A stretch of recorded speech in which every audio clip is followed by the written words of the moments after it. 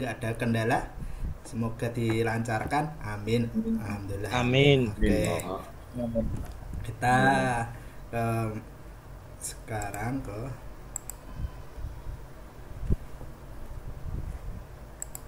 Halo kakak cantik, mau tanya dong, sudah berapa lama menggunakan nomor HP-nya? oke. Baik.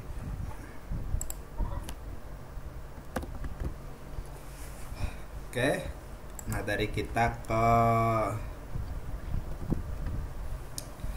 konsep apa artificial intelligence berbisnis di pertemuan kedua untuk membahas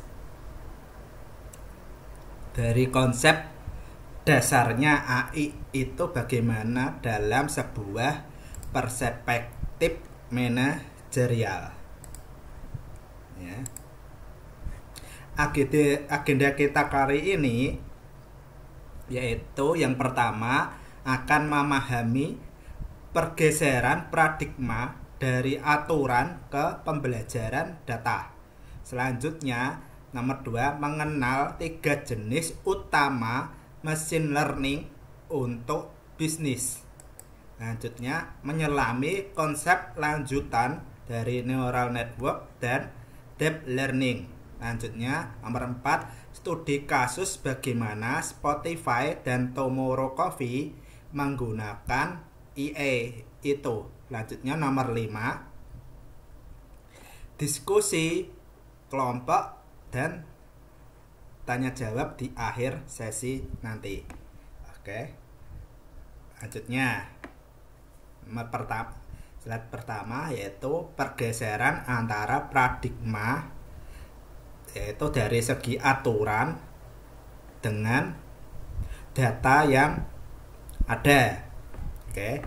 Kalau cara tradisional kalian pasti biasanya kan memberi komputer dengan berbagai serangkaian aturan yang detail di mana komputer hanya melakukan apa yang diprogram. Seperti halnya jika kita pengen bikin program seperti ini, jika hewan mengeong maka pasti dikembalikan return itu adalah kucing.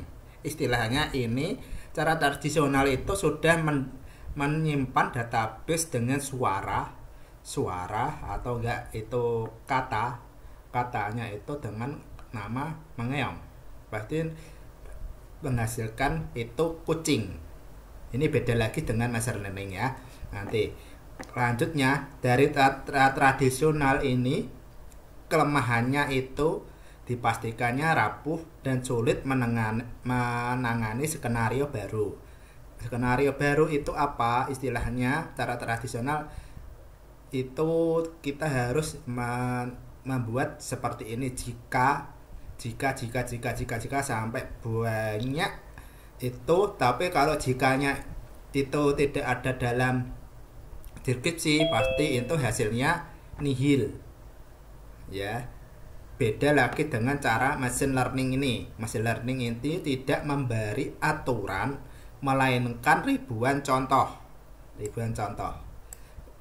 Selanjutnya, contoh data mesin belajar menemukan polanya sendiri. Contoh halnya kita membuat dasarnya itu model latih itu dari gambar kucing dari ujung titik ke ujung bawah itu dari muncul gambar kucing udah diteliti. Gambar kucing dari halnya itu telinganya, kumisnya, matanya, kecilnya dan lain-lain. Terus itu dilabelin dengan kucing. Pasti kalau ketika Bapak Ibu memotret terus dikasih ke AI, terus akan menjawab bahwa gambar itu benar kucing, ya kan? Bukan cuma sekedar meong aja, tapi sekaligus dengan gambar.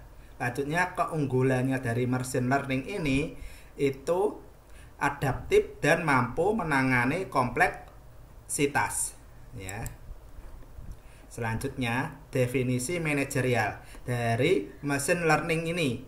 Machine learning ini adalah cabang AI atau cabang artificial intelligence yang memberikan komputer kemampuan untuk belajar dari data dan membuat prediksi atau keputusan tanpa perlu diprogram secara eksplisit untuk setiap skenario.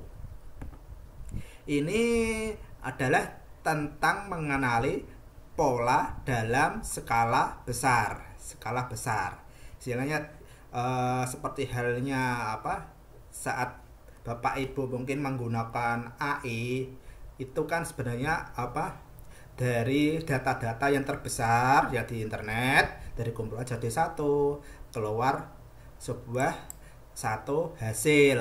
Nah, itu seperti halnya mengenali pola gambar dan lain-lain. Mungkin Bapak Ibu pernah mencoba untuk scan bahasa-bahasa yang tidak diketahui, mungkin bahasa Cina, bahasa Korea, di scan terus keluar nanti muncul sesuai dengan bahasa kita masing-masing. Itu dasar dari machine learning itu mendefinisikan beberapa. Mungkin kalau dulu kita secara dasarnya mungkin pernah menggunakan AlphaLink zamannya Bapak Ibu, AlphaLink kalkulator translate. Nah, itu kan sedikit tuh programnya yang keluar nanti satu kata, dua kata, cuma menghadirkan beberapa kata. Itu ya juga belajar dari data-data itu, tapi tidak se-eksplisit dengan sekarang ini. Oke, selanjutnya 3 jenis utama machine learning. Yang pertama supervised, unsupervised, dan reinforcement. Supervised itu belajar dengan seperti halnya kita belajar dengan guru. Maksudnya apa? Istilahnya kita ya sebagai orang gelas kosong berguru dengan sebuah teko yang berisi dengan banyak air. Seperti halnya kita murid dengan guru saat mengajar, supervisor kayak gitu. Sehingga gelas kosong pun bisa terisi dari data-data dari teko yang banyak airnya itu. Analoginya seperti halnya siswa belajar dengan ini sudah tahu kunci jawabannya. Mungkin dari Pak Ibu ya sudah tahu kunci jawabannya, untuk menjawab pasti udah tahu polanya. Oh, nanti jawaban soal ini A, B, C, D. Terus selanjutnya. Tapi kalau contoh bisnis bisa digunakan untuk prediksi churn. Churn itu sesuatu masalah seperti halnya mengetahui kenapa kok jadi halnya itu pelanggan yang seharusnya membeli tapi tahu-taunya itu berhenti berlangganan. Mungkin Bapak Ibu udah mengalaminya, yang sering langganan tahu-taunya besoknya itu nggak langganan lagi. Prediksinya bagaimana lah setelah itu, gara-gara mungkin sebelumnya itu sering salesnya marah-marah, tahu-taunya pasti bisa jadi nggak besok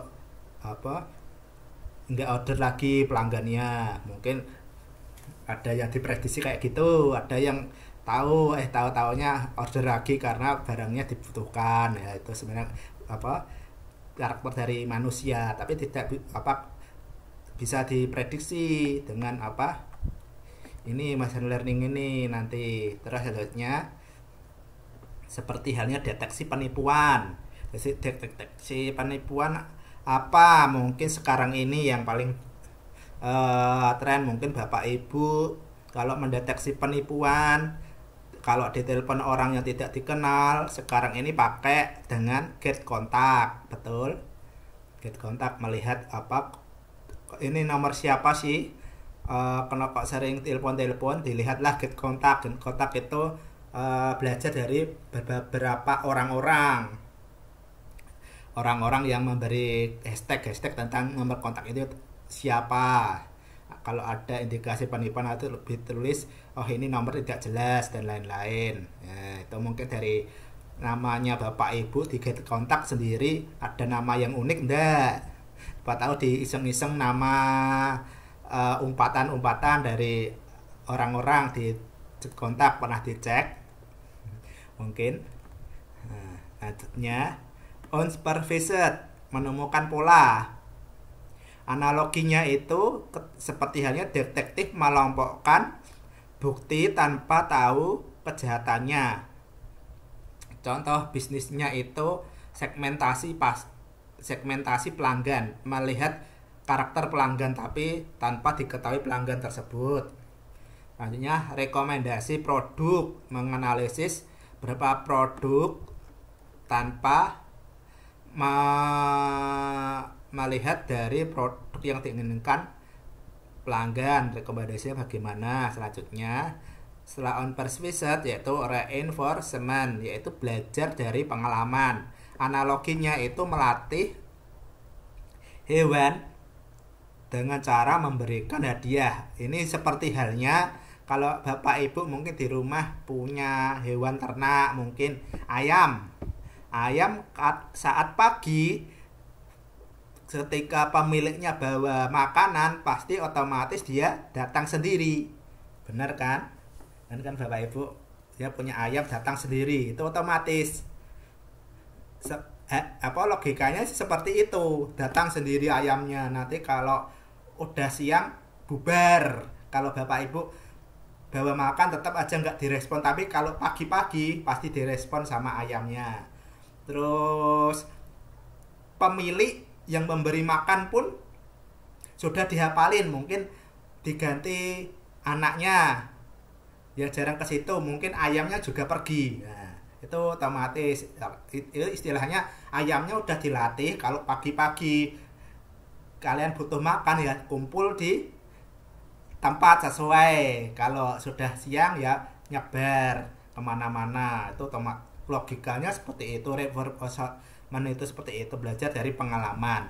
Selanjutnya contoh dalam bisnis ini mobil otonom yang bisa nyetir sendiri. Selanjutnya optimasi rute logistik. Nah, mungkin dari bapak ibu belajar dari pengalaman itu terapannya di optimasi rute yang terdekat, termurah, yang termudah. Itu bagaimana udah dianalisis, ada yang pernah mengalami dapat rute jauh, renggang, sepi, nggak nyaman dan lain-lain. Mungkin setelah ada pengalaman seperti itu diganti dengan rute yang lebih bagus. Selanjutnya konsep lanjutan dari neural network atau jaringan saraf tiruan terinspirasi dari otak. Jaringan ini terdiri dari neuron digital dalam lapisan-lapisan untuk mengenali fitur yang semakin canggih. Nomor pertama yaitu lapisan input, yaitu menerima data mentah, misalnya itu piksel gambar. Selanjutnya nomor 2 lapisan tersembunyi, mengenali pola dari tepi hingga bentuk wajah ya. Selanjutnya nomor 3 lapisan output, memberikan kesimpulan, misalnya itu kucing ya. Mungkin bapak ibu pernah mungkin kepo-kepo di lapangan, di hutan, cari-cari rumput-rumput, mungkin tanaman-tanaman yang tidak diketahui, tahu-taunya di halamannya bapak ibu itu ada rumput, katanya itu rumput ini bagus buat pengobatan. Seperti halnya kalau udah tahu kan mungkin kumis kucing, tapi orang-orang kan kalau belum tahu kumis kucing bagaimana, mungkin bisa dicoba di foto terus diupload di ChatGPT atau AI atau Google, terus cari promptnya ini tanaman apa, nanti akan keluar dengan deteksi dengan polanya dari ujung atas sampai ujung bawah, dikenali satu-satu dari piksel-piksel gambar itu, dicocokkan langsung keluar, oh ternyata ini tanaman kumis kucing Kumis kucing itu ciri-cirinya bagaimana? Ada apa?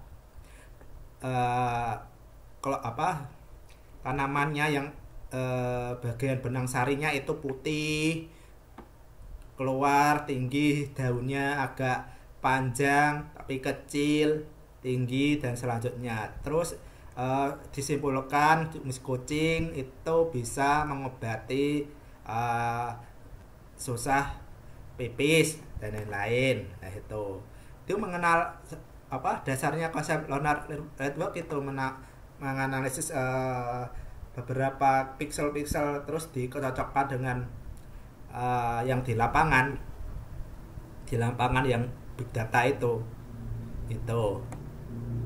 ini Bapak Ibu di sini apa coba-coba scan foto di apa kirim ini namanya apa. Kalau sudah kayak kucing kan sudah mengetahui orang-orang bentuknya kucing, tapi kalau kumis kucing, tanaman kumis kucing kan belum tentu semua orang tahu kumis kucing itu yang mana. Tuh. Selanjutnya, apa itu deep learning? Sederhana, deep learning adalah jaringan saraf tiruan atau neural network yang memiliki banyak lapisan tersembunyi. Ini yang membuatnya sangat dalam dan kuat. Analoginya secara manajerial itu, jika machine learning adalah dokter umum yang tahu secara umum, tapi kalau deep learning itu adalah spesialis bedah sarafnya.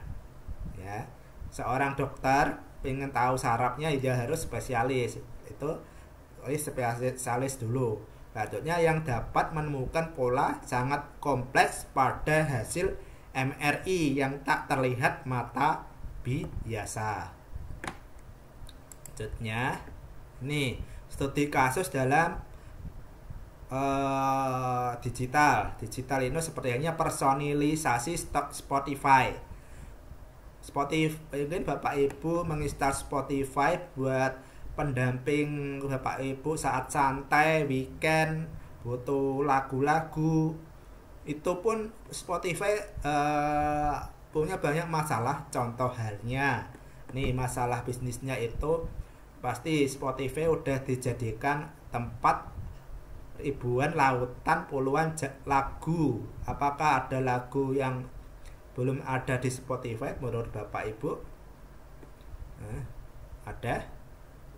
Puluhan lagunya udah terdeteksi semua, dari dangdut, keroncong, pop, dari artis-artis terdahulu masuk semua. Lah, sudah masuk, ini ada masalah. Pengguna itu sulit menemukan musik yang baru yang mereka sukai. Ini mungkin pernah dipakai Spotify, pasti ada kalian bingung pengen dengarkan lagu yang bagaimana sih. Biasanya terus di halaman itu ada rekomendasi lagunya apakah Indonesia hits, terus Nusantara hits, atau international hits. Terus itu terkumpul lah A B C D. Tapi tahu-taunya Bapak ini menyukai lagu yang pertama diputar, selanjutnya lagunya malah nggak disukai. Emang tidak disukai bagaimana?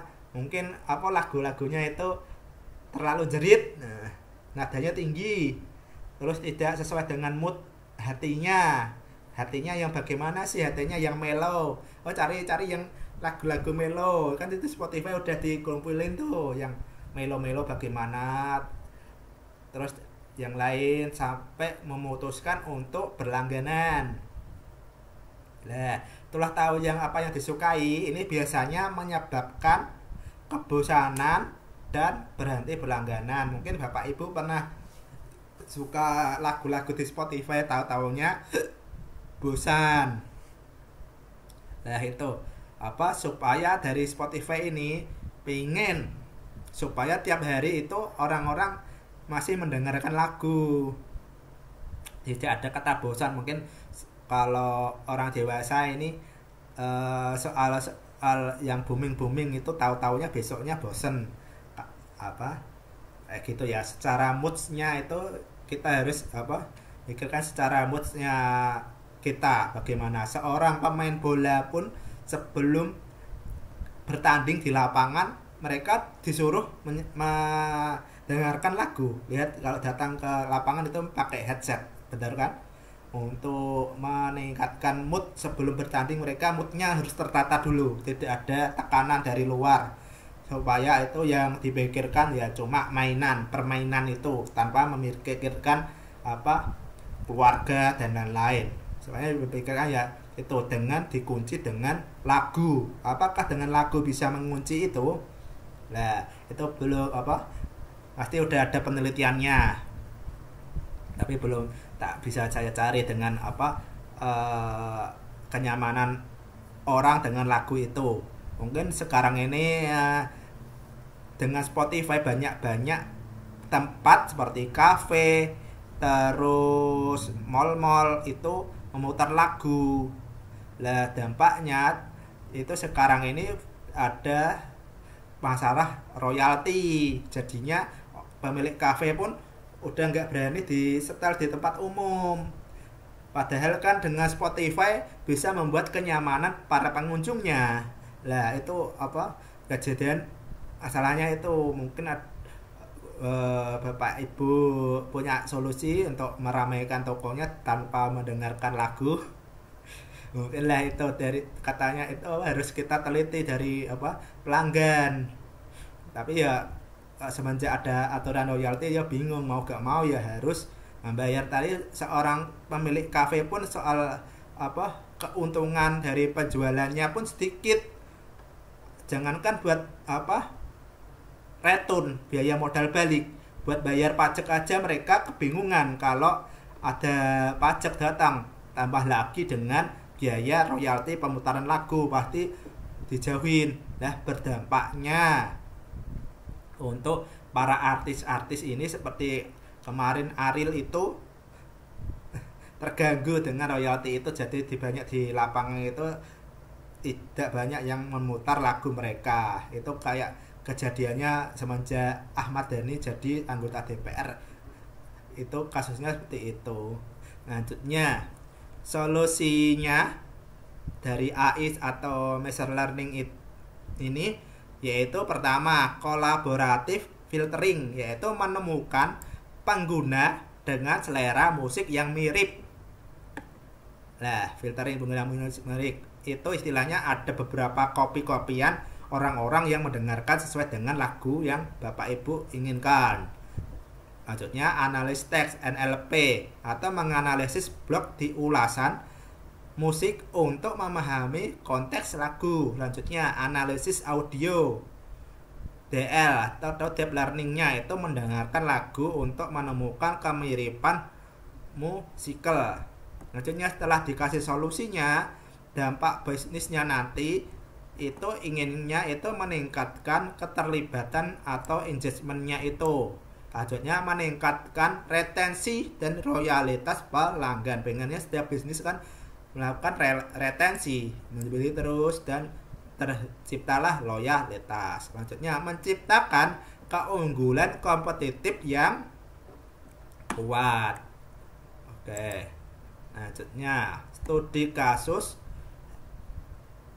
efisiensi Tomorrow Coffee. Mungkin Bapak Ibu suka ngafe. Dalam ini ada studi kasus di mana masalah bisnisnya itu pasti persaingan ketat di bidang bisnis coffee shop, di mana dalam potensinya itu mereka itu ada kendala pemborosan bahan baku, waste yang sering terbuang, dan kebutuhan untuk memahami preferensi pelanggan yang sangat beragam di setiap lokasi. Ini maksudnya itu mungkin Bapak Ibu pernah mendengar ST3000. ST3000 itu kan mereka bukan cuma menyediakan yang rasa original saja, pasti menyediakan rasa yang matcha, Oreo, terus Thai tea, taro, dan lain-lain. Tapi kenyataannya yang paling banyak diorder itu malah di originalnya yang jasmine. Lah terus untuk bahan baku yang lain bagaimana? Bahan baku yang lain kan ada kadaluarsanya, kalau nggak segera dijual kan jadi terbuang. Nah kasusnya seperti itu, seperti halnya dalam industri pengadaan makanan kan seperti itu, pemborosan bahan baku. Kita harus bagaimana supaya bahan bakunya itu benar-benar terpakai semua tanpa membuang. Nah ini selanjutnya kita pahami dulu pelanggan itu yang bagaimana sih, yang pengen bahan bakunya itu. Lanjutnya di setiap lokasi itu orang-orangnya itu sukanya yang bagaimana sih. Seandainya kalau sukanya jasmine, yang lain gak usah dia adakan sih, jasmine saja. Jasmine-nya lebih dienakan gara-gara harganya begitu terjangkau di lapangan. Yang lain itu mereka berpikir-pikir untuk membeli yang lebih mahal sedikit atau bagaimana, atau gara-gara lokasinya itu segmentasi dari pelanggan di sekitar situ kurang bagaimana. Lah itu dengan solusi AI ini kita bisa memprediksi permintaan. Supervisor pengennya itu meramalkan penjualan produk per jam di setiap gerai untuk optimasi stok. Mungkin Bapak Ibu pernah mengalami kalau di Google review kan udah ada prediksi ini. Satu toko itu ada prediksi keramaian dari jam 1, mungkin mulainya buka itu jam 8 sampai jam 9. Ramainya bagaimana sih dari toko itu? Ramai atau enggak? Lalu 9, 10 rame, terus 11, 12 agak rame sedikit, terus nantinya turun bagaimana. Lah dengan itu bisa memprediksi rame atau turunnya sebuah toko. Terus dari jam 8 sampai jam 9 itu mereka lebih suka makan apa. Mungkin biasanya kan dalam hal mungkin jajan-jajan itu seringkali bisa datang kalau pengen mendapatkan mendoan atau bakwan yang anget, pasti udah tahu jamnya. Jam 9, jam 10 lah kalau pengen itu. Kalau jam 8 mau datang ya mereka baru dasar buka toko, pasti belum memanaskan wajannya untuk mendapatkan mendoan atau bakwan yang hangat-hangat. Nah, pasti tahu jamnya. Dari pelanggan pun sudah mengetahui. Atau enggak pengen jam 8 rame, mau gak mau ya harus dibuka udah mulai jam 8 itu udah mulai menggoreng, atau kurang dari jam 7 udah mulai menggoreng supaya pelanggannya tidak kecewa. Nah, selanjutnya seperti segmentasi pelanggan atau unperceived, itu mengelompokkan pelanggan via aplikasi untuk penawaran yang relevan. Itu mengelompokkan pelanggan. Kalau nanti dibutuhkan aplikasi yang bagaimana yang mereka sukai. Kalau mereka suka yang rasa itu, kasihkanlah diskon. Ini personifikasi penawaran, mengirimkan promo, misalnya diskon americano ke segmen yang tepat. Disegmenkan yang tepat ke penawaran itu. Jangan dikasih nggak suka americano tapi dikasih americano, ya nggak mau. Kasih yang rasanya apa, itu dikasih diskon supaya menekan bahan bakunya tidak terbuang. Selanjutnya dampak bisnisnya yaitu mengurangi pemborosan bahan baku. Selanjutnya meningkatkan efektivitas promosi. Selanjutnya meningkatkan royalitas dan frekuensi pembelian. Itu pengennya seperti itu, mengurangi pemborosan baku. Jadinya semuanya bahan bakunya terpakai semua tanpa ada pembuangan. Pengennya seperti itu dalam hal industri. Jangan sampai ada limbah yang terbuang. Dengan adanya limbah itu mengganggu saluran air dan lain-lain.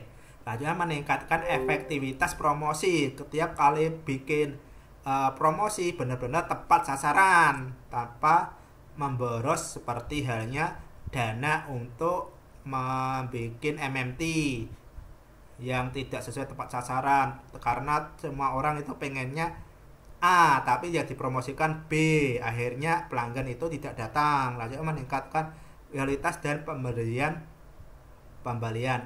Pengennya sih itu selalu kembali. Oke, nanti ini kita berdiskusi sesuai ini.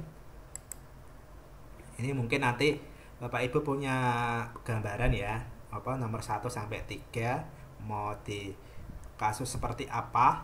Nanti saya kirimkan nanti untuk pengumpulannya tak kirim minggu depan linknya, atau enggak nanti tak bikinkan linknya supaya segera dikumpulkan untuk ini clue-nya itu seperti ini. Ya, kita diskusi supaya biar panjang. Ini kasusnya itu, nah kasus A itu e-commerce fashion. Mungkin Bapak Ibu atau istrinya yang suka HP-nya diinstal aplikasi e-commerce, udah dilihat ada Pak, banyak Pak. E-commerce-nya yang banyak. diinstal apa? TikTok, Shopee. TikTok sekarang TikTok Shop, Shopee, ada Lazada. Ada. Kalau TikTok kan sekarang juga ada jual belinya Pak. Selain buat hiburan itu kan juga ada dalam mesin pencarian kan bisa juga jual beli itu Pak. Terus apalagi mungkin langganan kayak tadi aplikasi kopi, nginstal kopi yang nanti bisa dapat diskon seperti Janji Jiwa. Ada. Terus apalagi banyak. Tokopedia, Alibaba. Kalau Pak Samson Pak, Samson, Alibaba pengen cari yang harga rendah. Lah Alibaba itu apa bagus ketimbang apa kalau di kita itu yang mulai polisian Republik Indonesia Polri surat izin. Oke, selanjutnya ini masalahnya dari e-commerce ini, mungkin Bapak Ibu mengalami masalahnya itu banyak pelanggan meninggalkan keranjang belanja tanpa membayar. Pengennya e-commerce ya scroll check out bayar, gak cuma scroll check out tapi jarno ya. Pengennya e-commerce ya scroll bayar. Kendalanya apa sih? Kenapa nggak langsung dibayar? Tahu-taunya nggak jadi. Barangnya jelek kok, cuma disimpan di keranjang saja. Soal itu nantilah, yang penting ada database tersimpan di aplikasinya. Ya, lanjutnya apalagi ya ditemukan di masalah di beberapa aplikasi. Itu nggak di check out Pak, karena uangnya kurang, akhirnya timbul pay later Pak. Ayo malah dikasih solusi ya dari Shopee malah. Malah dikasih solusi. Apalagi hati-hati dengan anaknya Bapak Ibu lari-larinya malah ke Shopee later, taunya ada tagihan. Loh Pak Eri, apa tuh izin bertanya, seperti yang di e-commerce kayak gini, baik itu fashion atau lain-lain, terutama di sekarang kan tidak cuma masalah meninggalkan keranjang belanja tanpa membayar, tapi sekarang juga ada pilihan ketika kita sudah klik pesan, kita memilih metode pembayaran COD. Tapi ternyata ketika scroll lagi menemukan harga yang lebih murah. Dan di situ kembali ke keranjang lagi membatalkan pesanan. Nah, itu termasuk dalam masalah enggak, Pak? Masalah. Jadi sebenarnya tadi kan jadi sudah diklik tapi nggak jadi gara-gara ya, ternyata yang bawah lebih murah. Tahu-taunya yang atas itu udah ke check out. Itu sebenarnya bermain dengan psikologi. Sebenarnya udah diatur.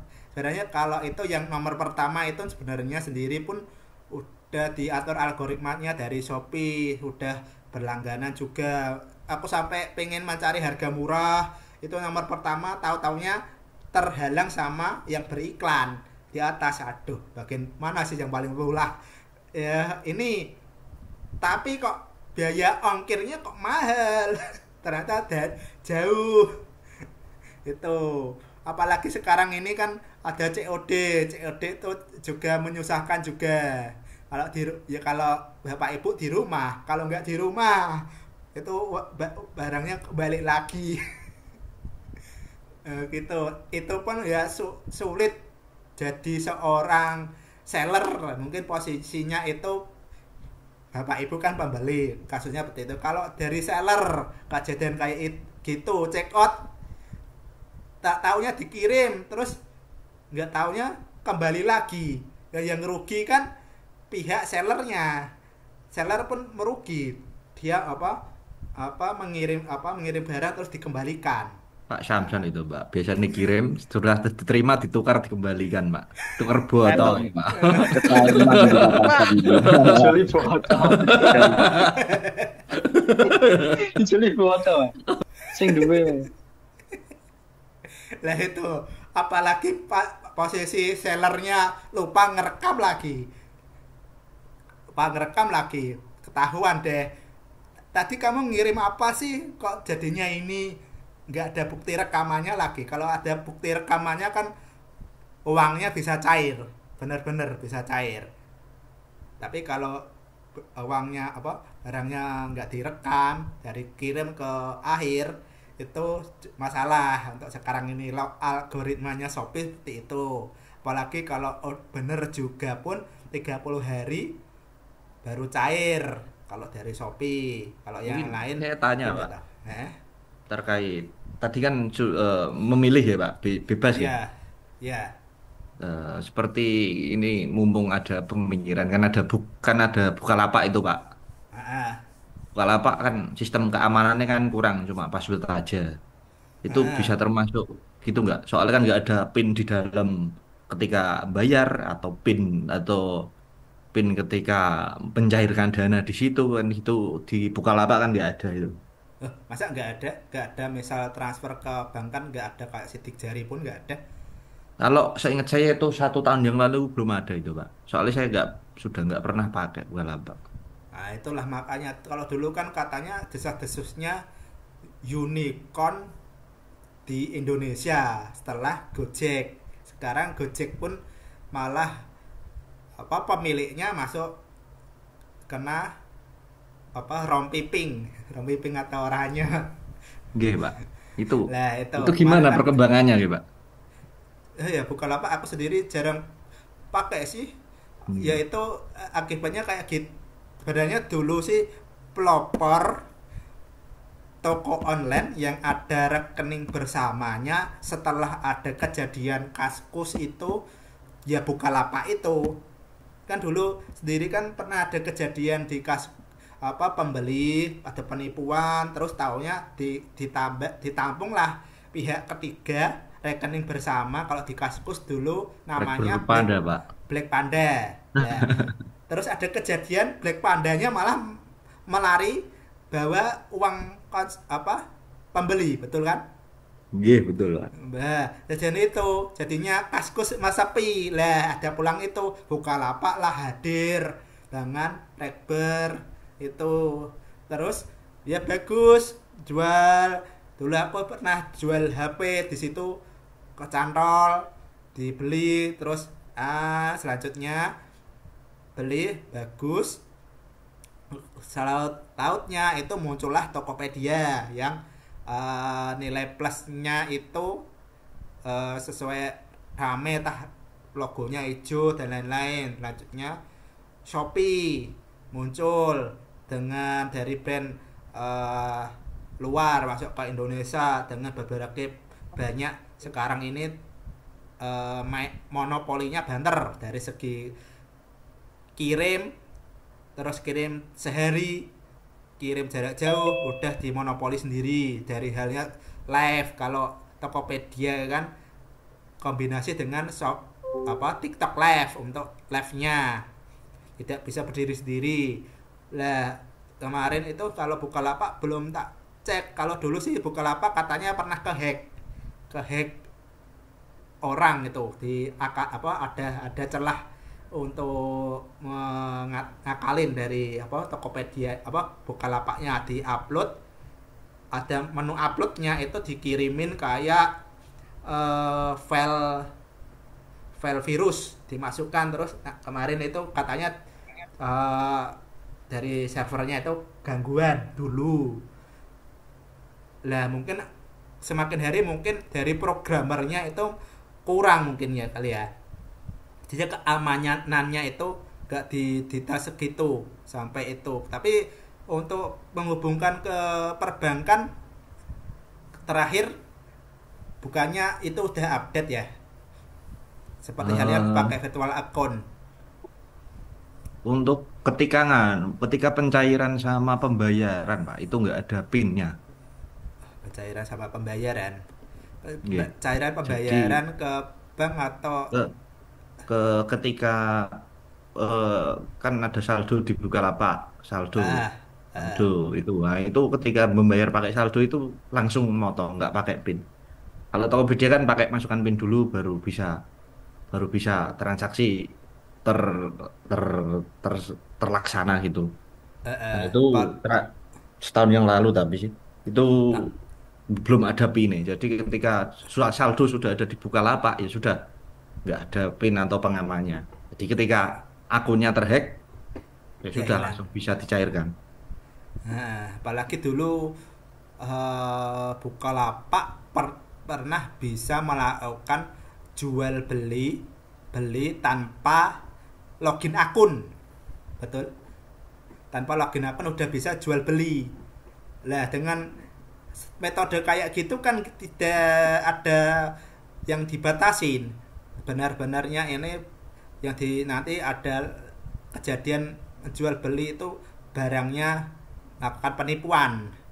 Ya juga bisa dampak dari Bukalapak sendiri enggak memahami dampaknya itu nanti berdampak dari aplikasinya, jadi banyak yang menjauhi, gak berpikir kayak gitu, bukan dari segi menjauhi dari penjualannya sampai dampaknya di aplikasinya, bukan di pembeli. Kalau pembeli ya ringan sih jauhi pembelinya, tapi dampaknya kan nanti banyak menginstal aplikasi semuanya ya semakin menjauhi. Mungkin kepercayaannya mungkin. Percayaannya bisa jadi malah jadi punya Mas Bayu, Pak Bayu udah di uninstall berarti. Sudah lama nggak pakai Pak memang karena tahu itu sih, tahu nggak bisa ada PIN belum ada PIN di dalam aplikasinya jadi di uninstall ya, berarti. Enggak, memang sudah nggak pernah pakai. Dulu sih malah sering pakai cuma kan terus scam banyak link-link scam itu kan miris. Risiko tinggi ya Pak Bayu ya. Kenapa Pak Norman?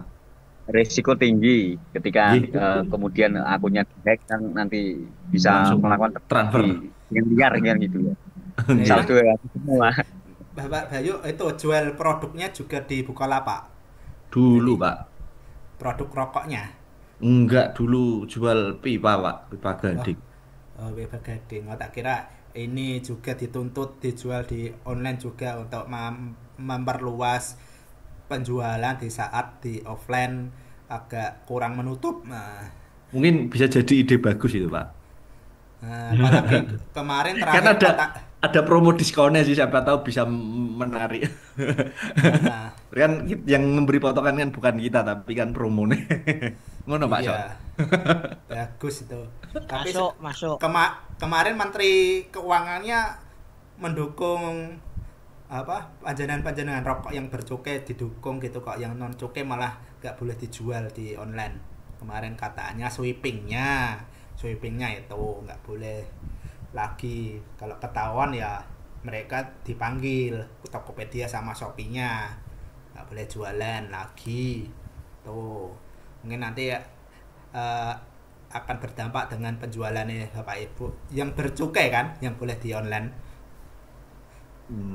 Betul Pak. Tetap yang bercukai deh Pak. Kalau sebenarnya tidak cuma di online Pak.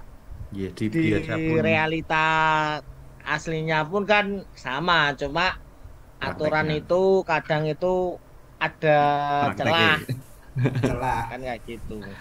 Banyak Tapi celah mungkin lah. tanya Pak, eh kenapa kok aplikasi online toko online rata-rata warnanya kalau nggak hijau, oranye, merah itu udah di segi apa warnanya. simbol Iya. kata kan kelihatannya kan kalau misal di lapangan itu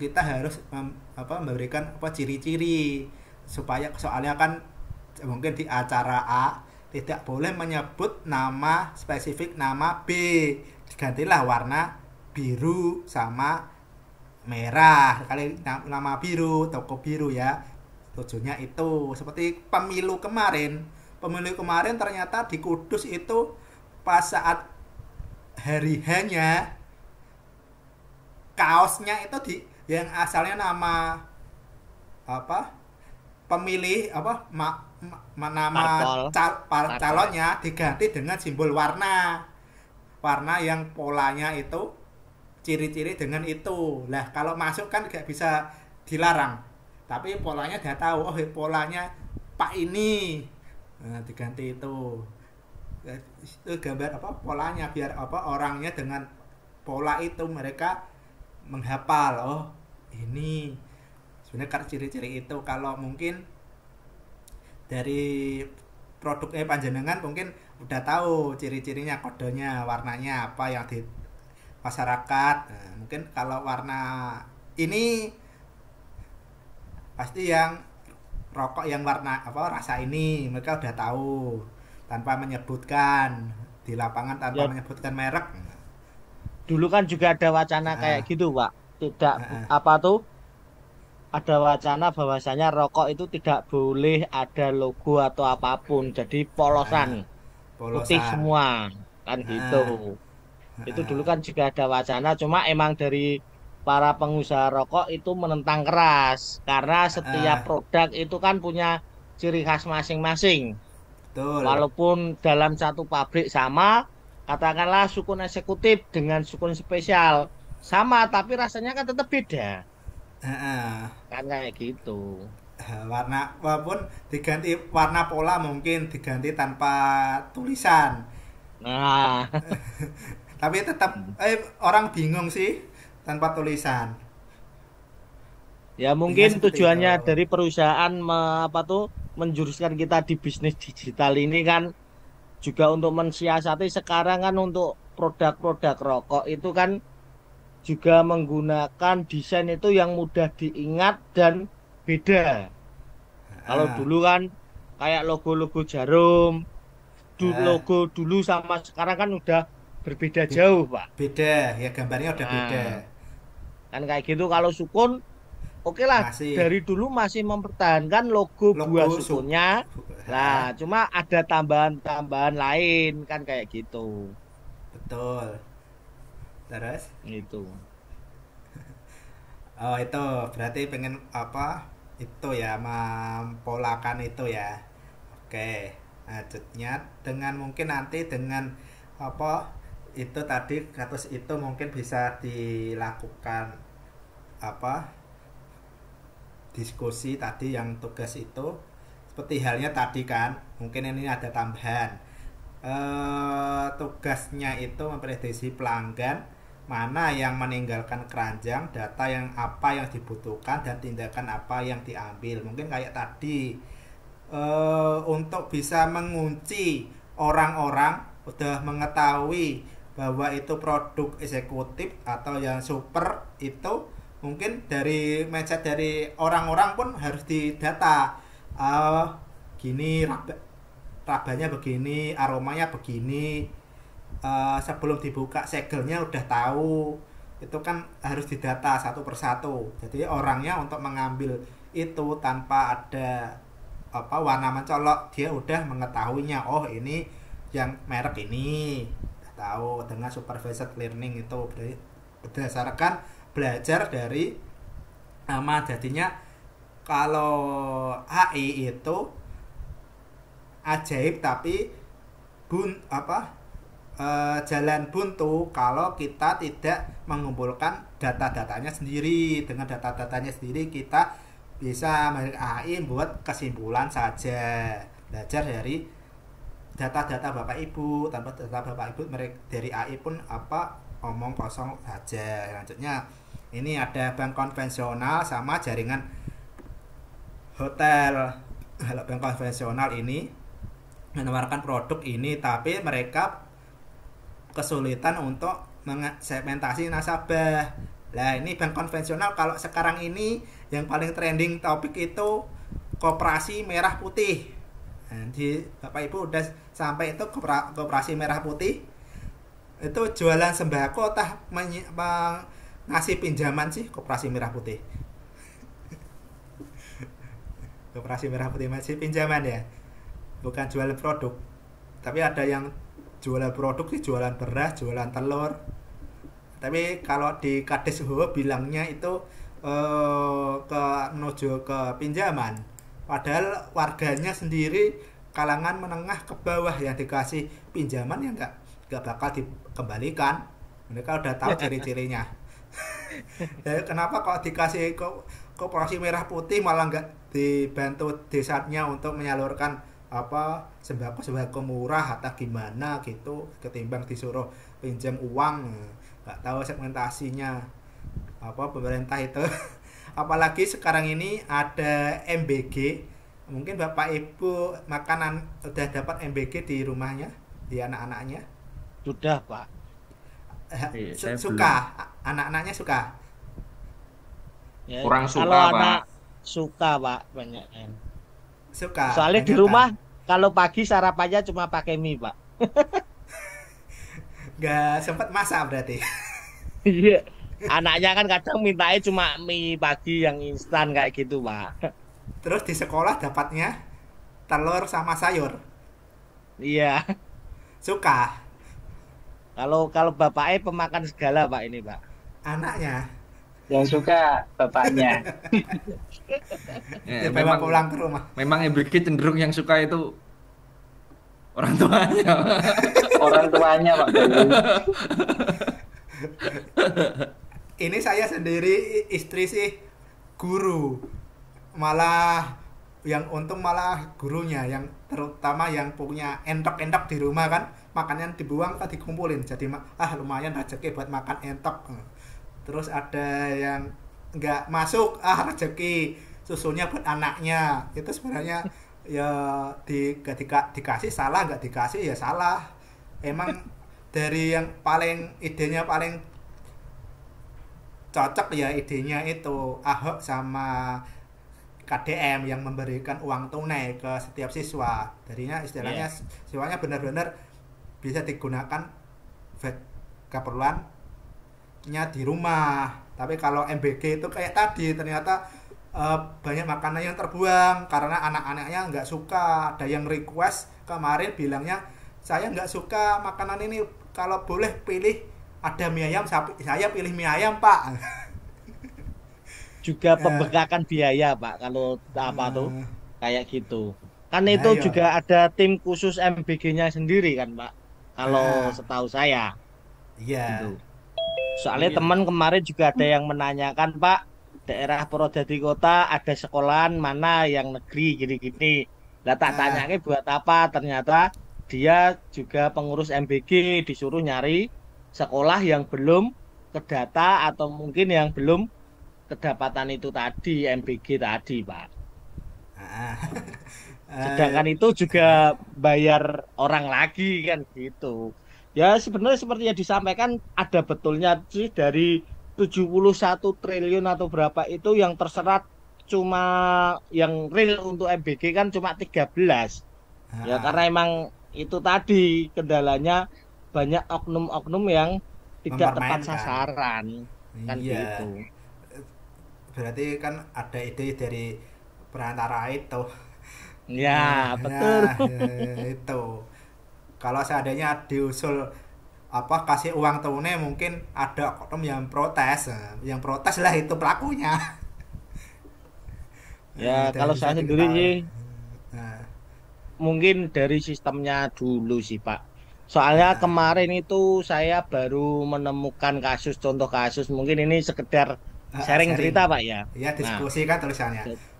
Nah, jadi ketika ibu saya meninggal, sebelum meninggal, dia kan masuk rumah sakit Pak, mau ngurus kartu BPJS. Iya. Dan ternyata dalam kartu BPJS, dalam KK orang tua saya masih ada nama nenek.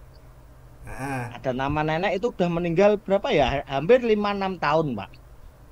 Nah, sama pihak BPJS kan pasti ditagih itu, Pak. Karena 2 nama dalam satu KK. Kita uruslah ke kelurahan. Dan di kelurahan itu ternyata ketika ada bantuan-bantuan yang khusus lansia, nama nenek saya itu masih mendapatkan sampai penerimaan terakhir. Padahal beliau sudah meninggal itu 5-6 tahun. Nah, sedangkan kita sebagai keluarga dan bahkan kakaknya jadi satu itu kita tidak merasa menerima apapun dari kelurahan. Iya. Nah, kan kayak gitu. Yang sebenarnya yang rusak itu kan kayak sistem update-nya. Itu. Bahkan kayak KTP seumur hidup pun yang saya alami saat ini, yang saya pakai untuk foto KTP itu adalah foto ketika saya baru lulus SMA. Iya, betul. Nah, dan itu pun wajahnya masih tirus, masih kecil. Masih ganteng. Dan kendalanya ketika saya mau buat wonder, itu ternyata tidak bisa, Pak. Karena wajah itu tidak sama dengan yang ada di KTP, gitu keterangannya. Lah itu kendalanya. Itu sebenarnya dari segi dasar sampai atas itu harus ada responnya. Kalau di sini pun dari pihak RT pun diwajibkan dari kelurahannya wajibkan kalau ada meninggal ya selalu dilaporkan, segera dilaporkan, nanti diupdate dari kakaknya, dihapus dan disampaikan di lain. Soalnya itu juga jadi PR dari RT. RT-nya pun sudah bertugas, RT-nya selalu mendata berapa yang miskin, berapa yang kalau janda. Untuk kakaknya itu sudah update, Pak.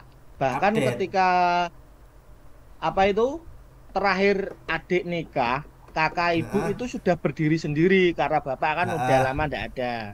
Nah, itu nama nenek itu tidak ada ketika diurus di BPJS kok masih muncul, padahal itu sudah diurus sampai ke kelurahan. Bahkan ada saudara yang kerja di kelurahan itu ya sudah pernah mengingat loh, itu sudah pernah dibuatkan surat kematian kok masih ditagih sama pihak BPJS, kan kayak gitu dulu kasusnya. Itu.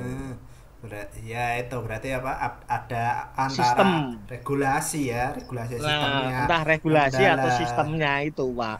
Karena kakaknya itu sudah update berdiri sendiri ibu saya. Harusnya kan otomatis kan itu. Nah, ya kekurangan kita itu sebenarnya di sistemnya belum tertata sehingga ya semua ide saran itu sebenarnya bagus. Cuma dasarnya sistematisnya kan belum tertata sama sekali, kan kayak gitu. Seperti tadi MBG itu sebenarnya bagus dengan usulan dari Kades Suhu ataupun Pak KDM, itu sebenarnya lebih bagus dan saya lebih setuju untuk uangnya itu dikasih ke orang tua muridnya sehingga mereka bisa menyediakan makanan yang disukai oleh anak dan bermanfaat dan betul-betul dikonsumsi, kan kayak gitu. Tepat sasaran, betul. Nah, kan kayak gitu. Pengennya Pak Prabowo sebenarnya pengen seperti itu, tapi idenya pengen meniru. Nggak tahu sejarahnya kita itu ya seperti itu dari sejarah yang katanya dulu pernah tersembunyi itu kalau dulu Dendels itu kerja paksa, benar-benar mengerjakan tanpa dibayar. Tapi katanya Dendels, saya sudah membayar kok, apakah dari pemimpinnya kalian nggak dibayarkan? Itu sejarahnya betul. Kita dulu gitu sampai sekarang itu masih mengakar.